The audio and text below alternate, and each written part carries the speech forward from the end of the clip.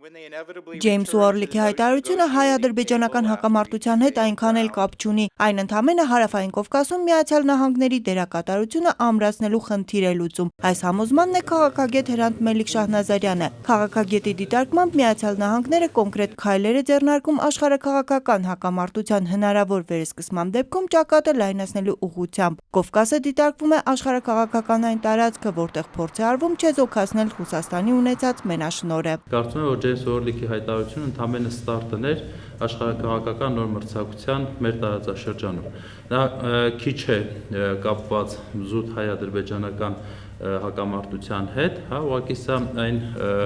այսպես ասած գործելու հնարավորություն ընձեռնող դաշտն է, Արցախյան հակամարտության մասին է խոսքս, որը թույլ կտա ավելի ակտիվացնել գործընթացներ Հարավային Կովկասում եւ նաեւ ավելի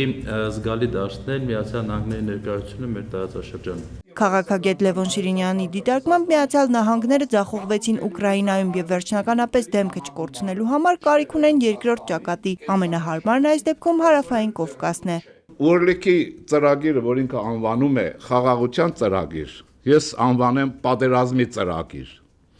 Նա պատերազմ է խաղաղության տեսքի տակ բերում։ Ադրբեջանին են գովում, թվում է գովում են, Ռուսաստանի դեմ են քշում։